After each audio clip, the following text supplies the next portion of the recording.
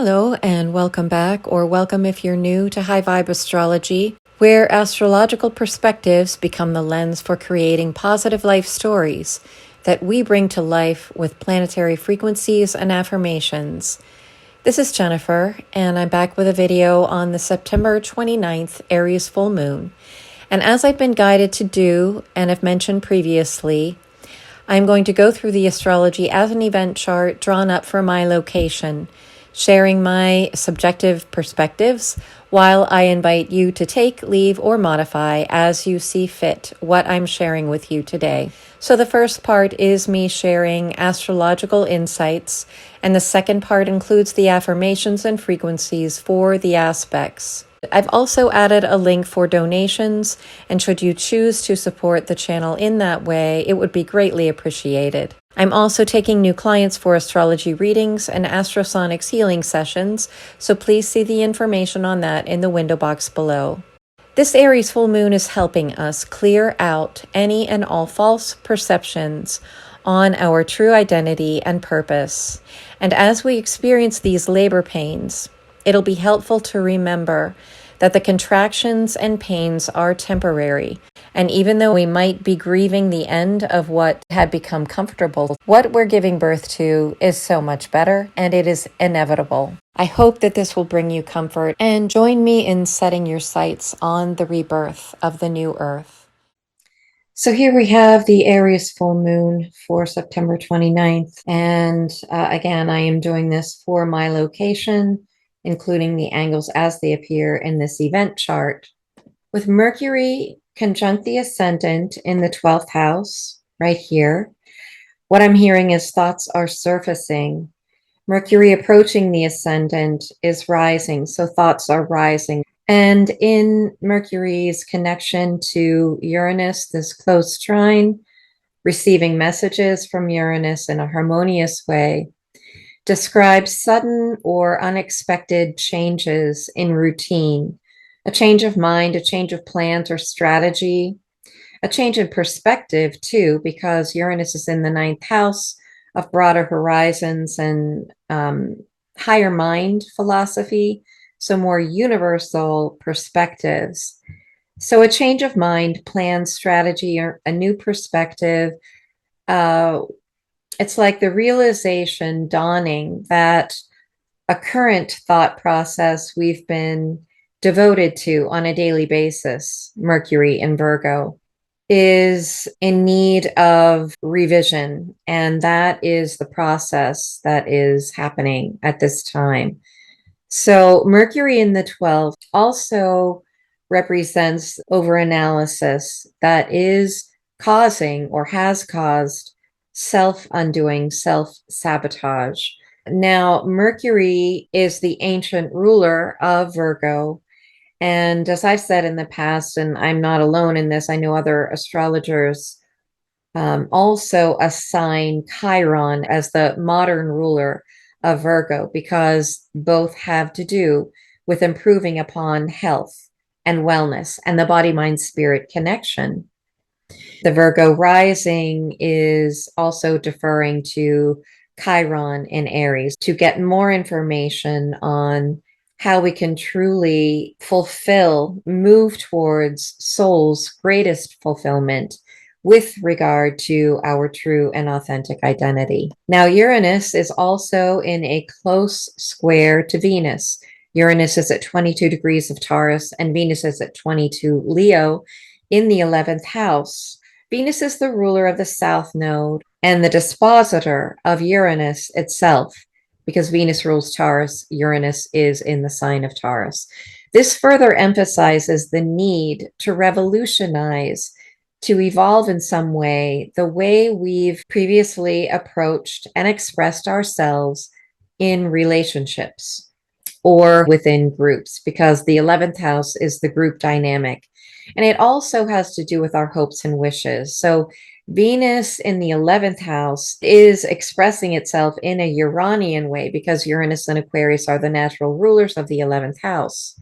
But it's also saying that the way to move into the future is to stay squarely focused on the present. Leo is about being focused on the present. It's about being spontaneous, taking cues that arise in the moment, just like the creative artist on stage and improvising. Venus in Leo is also about dropping into the heart space, gaining clarity on how to move forward each moment at a time. And this again goes back to the previous video I did on the Mayan Oracle message, Child of the Sun, expressing the heart, really allowing the heart to guide us, but more than anything, allowing the universe to download information, infinite possibilities to us by staying tuned in, staying aligned with the heart, and receiving cues from the universe on a moment to moment basis. And that is how I really feel this Venus in the 11th house making a square to Uranus. Messages from the universe, moment to moment basis, spontaneous epiphanies, enlightenment, and guidance that can guide our steps forward. So let's move on to Sun in the first house, Sun in the sign of Libra, signifying the equinox, the balancing of the polarities. And here with this full moon in Aries, oppositions are, of course, about bringing cycles to completion and also learning to balance the opposite energy that is mirrored back to us. So the full moon in Aries mirroring back to the sun in Libra. So the sun, once again, is taking center stage and echoing that Child of the Sun Mayan message. So I encourage you to go back and listen to that, or listen to it if you have not yet. In Libra, the sun is achieving this balance between these opposites. It's healing the illusion of separation and learning to integrate these polarities within the wholeness of our microcosmic universe. And of course, full moons do bring things into completion. So this integration process is exactly what is completing. Interesting too, that Sun in Libra echoes the 7th house partnering relationship, because Libra is the natural ruler of the 7th house, while Moon in Aries reflects back the 1st house energy of identity, independence, because Aries is the natural ruler of the 1st house. So this is again representing a yin within yang, yang within yin, expression of exchanging energy, self with others. Moon in Aries in the 7th house is also recognizing that we can desire to collaborate with others, learn to be independent within the context of relationships. Self must be wholly realized and expressed before that equal collaboration or partnership can actually manifest. South Node conjunct Mars in the sign of Libra in the 2nd house. This is about letting go of other people's opinions about how we measure up within the context of material resources. It's realizing that this previous or past belief that our self-worth is somehow measured by our net worth has to go. It's emphasized by the quincunx from Neptune in the 7th house. I also wanted to mention the yod from Neptune in Pisces and Uranus at 22 Taurus to the South Node at 24 Libra. This yod from Neptune and Uranus to the South Node requires advanced soul work around breaking free from the past, especially in the realm of old patterns in relationships. Neptune in the 7th is highlighting the mirage, deception, and disillusionment in the realm of partnering, while Uranus is requiring us to break free from these patterns. And Neptune's opposition to Mercury in Virgo on the ascendant emphasizes this illumination of previous patterns where we've been believing a lie or deception from others that led to our self-undoing. And that is now being dissolved by Neptune. And the fact that Mercury is sitting in the 12th house. Now, North Node conjunct Chiron in the 8th is the realization that our authentic identity can only be healed when we view it through the lens of the great mystery, the 8th house, the deep mysteries that constitute 99.999% of all reality. And this has to be the foundation for our true authentic identity. Again, it's releasing the South Node, the past lens that told us it was only the tangible material resources that somehow gave us worth, that gave our personal worth its value. The North Node in Aries conjunct Chiron in the 8th is the reminder that our true identity must have a spiritual foundation and basis. And Jupiter in Taurus in the 8th house is also manifesting, bringing forth our true divine worth and our true divine inheritance. And this divine inheritance encompasses the all, not just the material, not just the spiritual, but both of those combined in ways that sustain all life at the micro and macro level. Let's go now to Pluto and Capricorn in the 5th house. This is a powerful will that refuses to back down. You know, the 5th house is already a strong will because it's naturally ruled by the sun and the sign of Leo, but it's about creative expression. And Pluto is, of course, retrograde in the sign of Capricorn. So we are revisiting old structures that may have prevented us from fully expressing who we are and our creativity, and also celebrating life. The trine between Sedna and Pluto implies that if you have already done the work of releasing the need to have the ego control situations, and you have gone through the death and rebirth process of the phoenix, which I feel is tied to the Pluto's energy, then Sedna, through this trine, is helping you completely transcend all those previous obstacles, Pluto and Capricorn. Capricorn represents those obstacles, those restrictions in the realm of the heart. And of course, Sedna in Gemini is really about opening the mind to the ideas, concepts, and information from those other dimensions far beyond our immediate environment. And the fact that Mercury is the dispositor of Sedna, and it is poised on the threshold here, sitting on the ascendant, this really speaks to thinking in a new way about how we go about our daily lives, how we discern and assimilate wisdom coming from the beyond, coming from the worlds beyond. And finally, what we devote ourselves to, a Virgo tendency. What are we devoting ourselves to on a daily basis?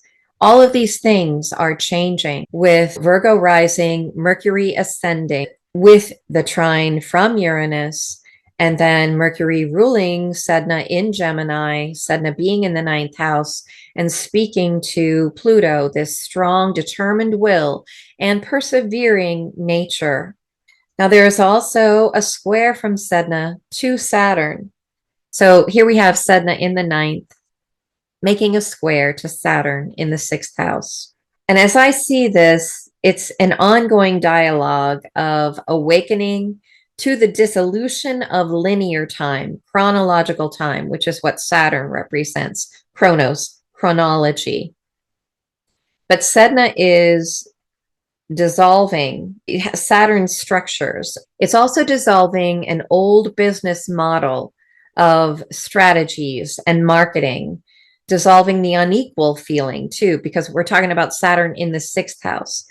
The 6th house is that feeling of having to overcome inadequacies, of feeling not good enough, don't measure up, got to do more, got to improve my skills.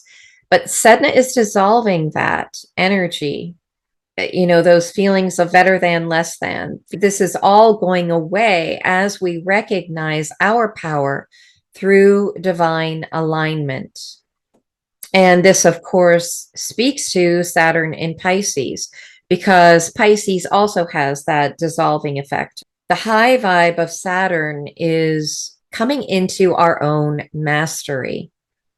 And where does that mastery get expressed? It gets expressed through Pisces, the divine alignment, and recognizing that we cannot separate ourselves from the divine because the divine essence is in everything, it's in all life. So, last but not least, we have the ongoing T square from Pluto to the nodes. And this has been causing us to go deep within and allow the inner transformation and the innermost self, the most authentic self, to blossom into a brand new birth and pathway that allows us to completely release the past. So, with Pluto making this T square to the nodes, to these destiny points of past and our potential future, it feels like a crossroads, and it's constant death, rebirth, regeneration. But as we allow, the more that we allow, I should say, the ego's need to control, to simply dissolve, to simply relax, to come into trust more and more, then we receive those cues from Sedna in the ninth house, the other dimensions, the universal perspective. And then the heart can truly stay in the moment and blossom very naturally and effortlessly in that way. And then we find ourselves magically on the other side of this metamorphosis. And, we reach that north node in Aries, conjunct Chiron, the healing of our true and authentic identity, which, by the way, I forgot to mention, is in this powerful trine to Venus in Leo. And once again, that brings us right back to that fifth house energy, expressing the heart, staying in the moment, and naturally drawing to us, magnetizing to our lives and our relationships what fulfills the heart's joy and purpose. So I think I'll leave it there. That pretty much covers everything. If you would like a personal reading with me, all of that information is in the window box below. I look forward to working with you, and please stay tuned for the affirmations and frequencies, and I look forward to being with you again in the next video. Bye. Sun, full moon, and Mars for the Aries full moon. As I focus on healing my true identity and authentic purpose, I become a way shower and pathfinder, leading the way for others.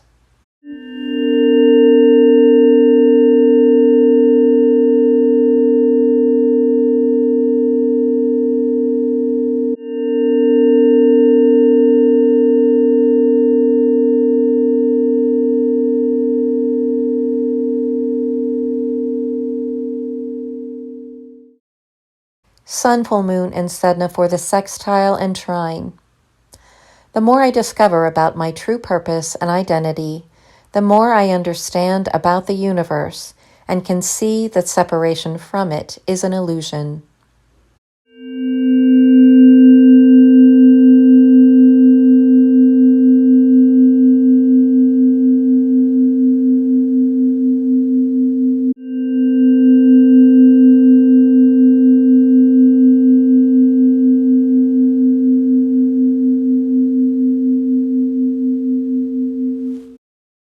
Mercury, Jupiter, and Uranus for the trine. A brand new perception of the world is dawning upon my consciousness, awakening and expanding the perception of those around me as well.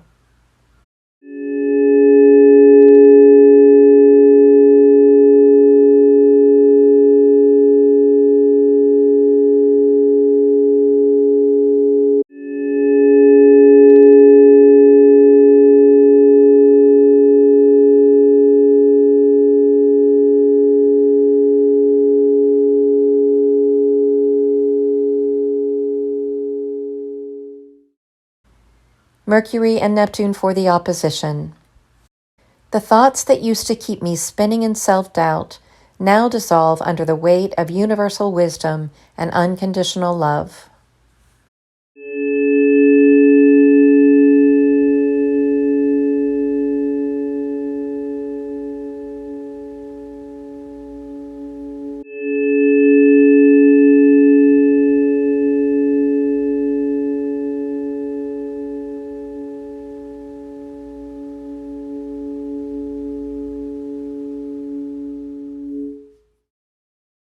Venus and Uranus for the square. Universal downloads that inspire a change of heart now manifest within humanity's collective consciousness, bringing necessary evolutionary change.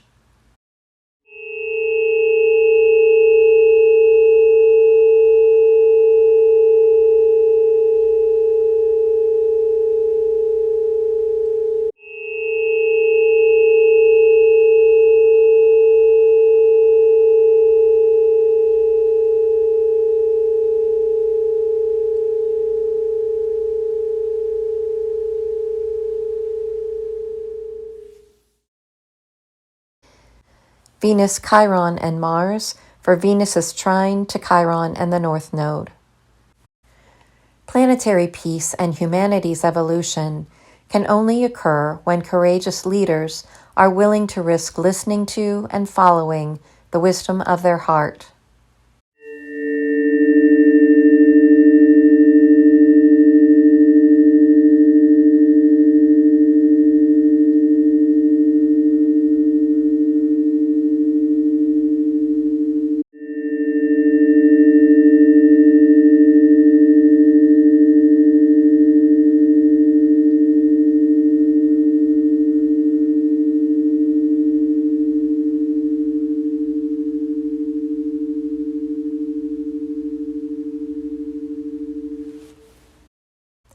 Mars and Uranus for the quincunx.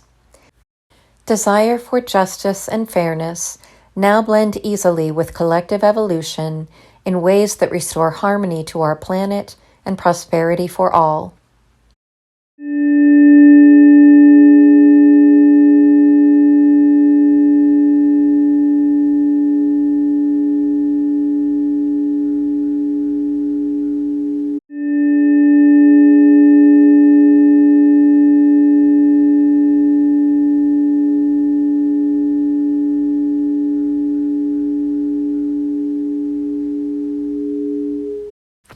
Mars and Chiron for the opposition. My true identity and purpose is infinitely supported by the great mystery within us all. When this is my focus and foundation, hidden riches are made visible, and my true divine inheritance manifests tangibly in the world.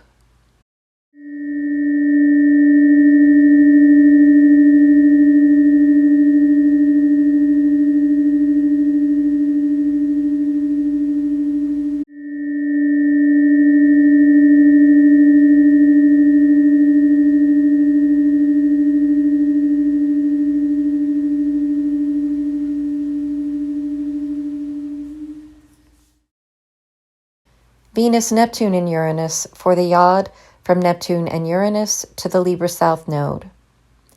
Previous patterns of denial and deceit that formed the basis of my relationships now dissolves under the weight of truth and unconditional love.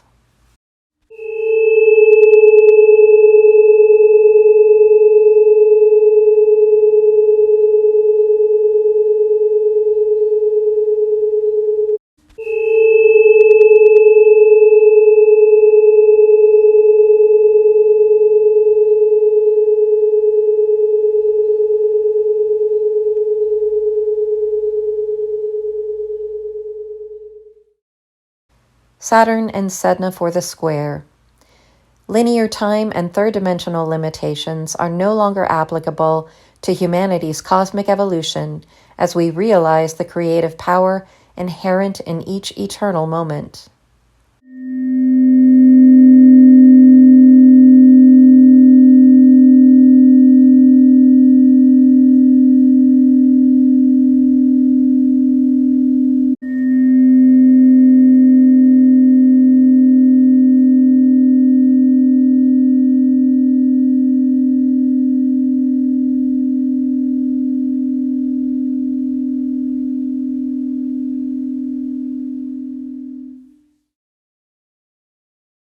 Pluto and Sedna for the trine. We are transcending all former patterns of limitation and domination by entities addicted to power and coming into our own as liberated souls who love all life.